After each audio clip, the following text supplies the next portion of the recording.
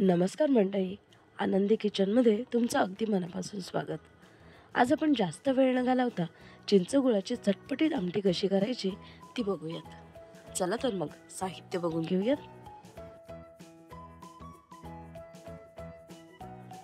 यासाठी आपण इथे 1 वाटी तूर डाळ घेतलेली आहे.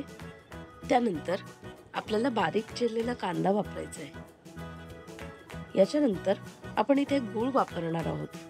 तुम्ही साखर वापरली तरीही चालेल. चिंचेचा कोळ, थोडंसं लाल तिखट, हळद, त्यानंतर जिरं, मीठ, लसणाच्या 7 ते 8 पाकळ्या, कढीपत्ता,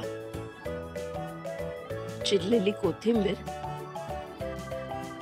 सगळ्यात अगोदर आपण डाळ स्वच्छ पाण्याने धुवून घेऊया.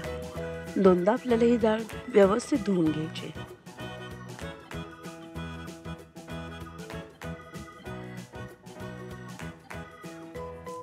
डाळ स्वच्छ धुवून झाली की कुकरला ही डाळ लावून आपल्याला 2 ते 3 शिट्ट्या करून घ्यायच्या.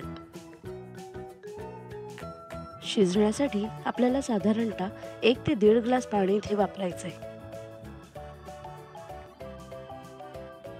कुकरच्या शिट्ट्या होईपर्यंत आपण फोडणीची तयारी करून घेऊयात. एका कढईमध्ये आपल्याला 3 ते 4 चमचे तेल घालून घ्यायचंय. त्यामध्ये जिरं घालायचंय. जिरं छानपैकी फुललं की नंतर यात आपल्याला थोडंसं हिंग वापरायचंय. यामध्ये आपल्याला कढीपत्ता घालायचा आहे. कढीपत्ता आपल्याला छान तडतडू द्यायचा आहे. त्याच्यानंतर आपल्याला 1 चिरलेला कांदा घालायचा आहे. कांदा आपल्याला छान सोनेरी रंगावर परतायचा आहे. जास्त करपू देखील द्यायचा नाहीये. आपण लसूण या फोडणीमध्ये घालत नाही आहोत, कारण आपण त्याला नंतर फोडणी देणार आहोत. डाळ शिजत असताना मी थोडीशी हळद टाकलेली. त्याच्यामुळे आपल्याला फोडणीमध्ये अर्धा चमचाच हळद टाकायची आहे. जास्त हळद वापरू नका, नाहीतर कडवट टेस्ट लागेल. यानंतर अर्धा चमचा फक्त आपण इथे लाल तिखट वापरतोय. हे सगळे जिन्नस आपल्याला एकत्र करून घ्यायचे आणि आपली डाळ शिजली की नाही ते आपण बघूयात. आपली डाळ शिजली की नाही ते बघूयात आपण अगोदर.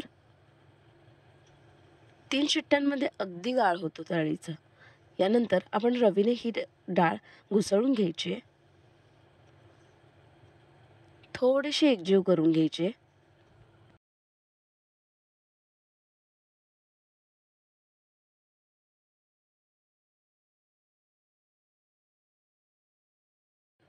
आपली मस्तपैकी फोडणी तयार झालेली आहे. यात आपण शिजवून घेतलेली डाळ घालायची. तुम्ही पाण्याचं प्रमाण तुमच्या आवडीनुसार ठरवा. तुम्हाला जर आमटी जास्त पातळ आवडत असेल तर 1.5 ग्लास पाणी वापरलं तरी चालेल. मी इथे 1च ग्लास पाणी वापरलेलं आहे, कारण मला आमटी जास्त पातळ आवडत नाही. आमटीला कढ यायच्या अगोदरच मी इथे गूळ चिरून घेतलेला आहे. अगदी थोडासा, 1 छोटीशी वाटी आपण गूळ घेतलेला आहे. तुमच्या आवडीनुसार तुम्ही गुळाचं प्रमाण ठरवा. आणि इथे चिंचेचा कोळ टाकते. चिंचेचा कोळ टाकल्यामुळे ही आमटी अतिशय चटकदार लागते. इथे चवीनुसार मीठ घातलेलं आहे. या आमटीला आपण 5 ते 7 मिनिटं फक्त उकळून घ्यायचं आहे. आणि उकळून झाली की छानशी कोथिंबीर पेरायची आहे, बस. आणि आमटी पिण्यासाठी, भाताबरोबर खाण्यासाठी रेडी आहे. ही आमटी जर तुम्ही अशीच प्यायलात किंवा इंद्रायणी तांदळाच्या भाताबरोबर खाल्ली तर खूपच छान लागते. सगळ्यात शेवटी आपल्याला आमटीला एक छोटासा तडका द्यायचा आहे. तडका दिल्यामुळे ते लसणाचे काप, कुरकुरीत काप या आमटीमध्ये खरंच खूप छान लागतात.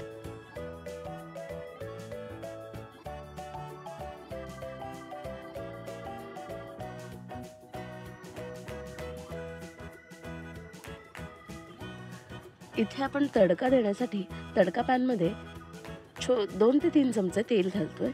यानंतर यात आपण चिरलेला लसूण घालतोय. तुमच्या आवडीनुसार तुम्ही लसूण ठरवा, पण लसूण जास्त घातलं तर खरंच खूप छान लागते. आणि इथे छोटासा चमचा आपण लाल तिखट घालतोय. त्यानंतर चिरलेली कोथिंबीर आपण इथे वापरणार आहोत आणि हा तडका आपल्या चिंचगुळाच्या आमटीवर आपण घालतोय. इतकी सुंदर लागते, नक्की करून बघा. ही चिंचगुळाची आमटी करायला अजिबात विसरू नका आणि आवडली असल्यास आनंदी किचनला लाईक, शेअर आणि सबस्क्राईब करायला अजिबात विसरायचं नाहीये.